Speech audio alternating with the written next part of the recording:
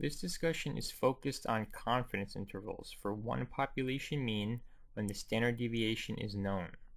Typically, in reality, we do not know what the standard deviation is.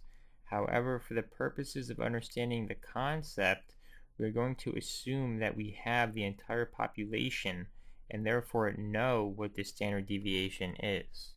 The purpose of using a confidence interval is to help us get an idea of what the population mean is. It gives us an interval of numbers of which we can be sure the population mean lies within. Let us take the following example. Say we are trying to find out what the population mean is for daily calcium intake measured in milligrams, specifically for adults ages 19 to 50 and living in poverty. The data set is a simple random sample of the population. Now, it is very important to keep in mind that for confidence intervals to work properly, the sample needs to be selected very carefully because the sample is essentially representing the entire population. So from the sample, we theoretically are thinking of it as if it was the entire population. In this case, the sample was selected using the sampling technique called simple random sampling. So now what I'm going to do is construct the confidence interval. We want to be 95% confident that the true population mean is going to lie within the interval that we are about to construct. So we say that our confidence level is 95% or 0.95. So confidence level, I've abbreviated CL, and what we also do after that is we take 1 minus 0.95 and we get 0.05. That is equal to alpha. So we say that 1 minus the confidence level, or 1 minus 0.95, is equal to alpha. And in this case, alpha is equal to 0.05. Now up here, this is the entire formula for the construction of the confidence interval. So here we have z of alpha divided by 2. So we know alpha is 0.05. So if we do 0.05 divided by 2, we get 0.025. So we have z of alpha over 2. This term right here is equal to z of 0.025. And if you look up in the z table, z of 0.025 is equal to 1.96. So that's 1.96. Now for this term here, we need to know the population standard deviation. Now, as mentioned earlier, in reality, we don't have that. But for practical and learning purposes, we're going to assume that we do have it. And we're going to say that it is equal to 188 milligrams.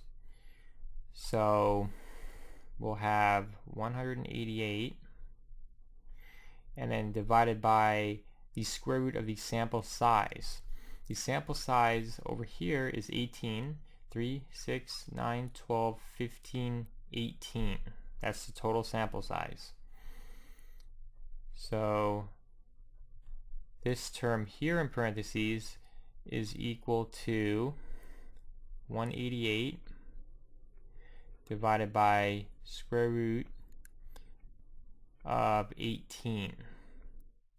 Now this term here, this x bar, is the sample mean of this data set.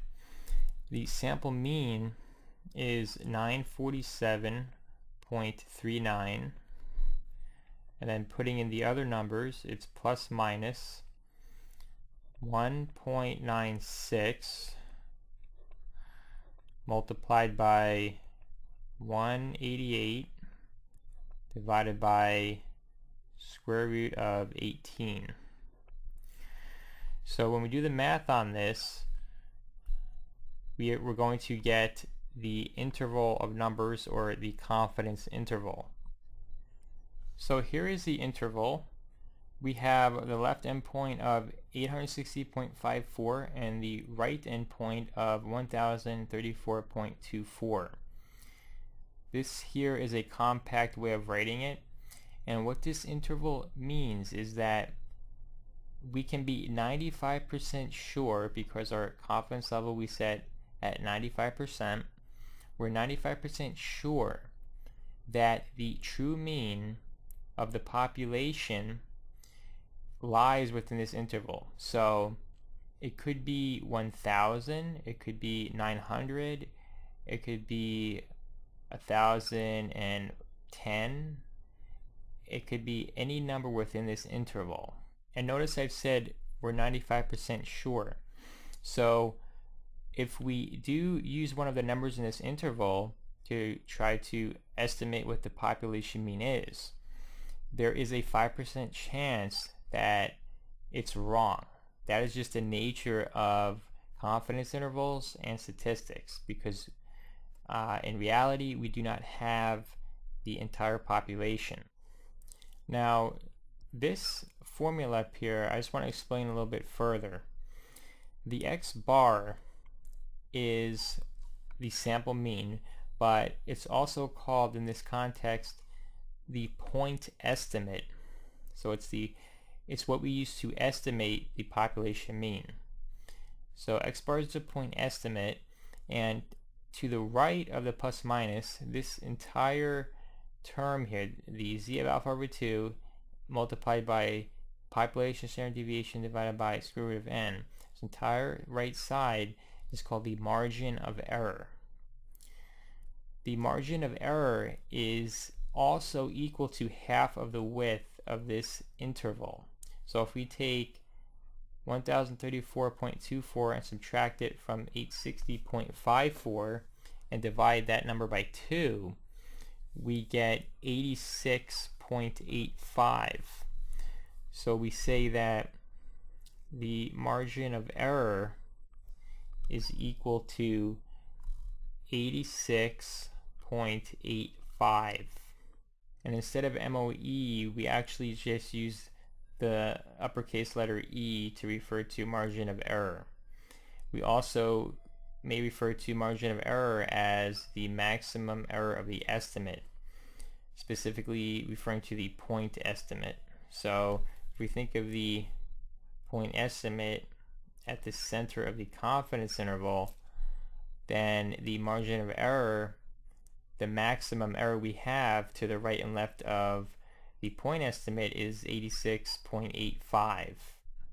So we have the point estimate 947.39. If we add 86.85 to that, we end up at the right end point. If we subtract 86.85 from the point estimate, we end up at the left end point. Now one final note about this confidence interval for one population mean, also referred to as the z-interval procedure. This procedure has an extensive set of guidelines that you should consult or understand before you even actually do the confidence interval. In other words, you have to take account for the shape of the distribution.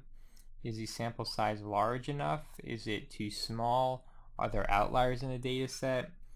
These are things that you have to consider before even doing the procedure. So just keep that in the back of your mind if you go on further studying statistics, or if you're actually going to use this in real practice, you have to remember these things.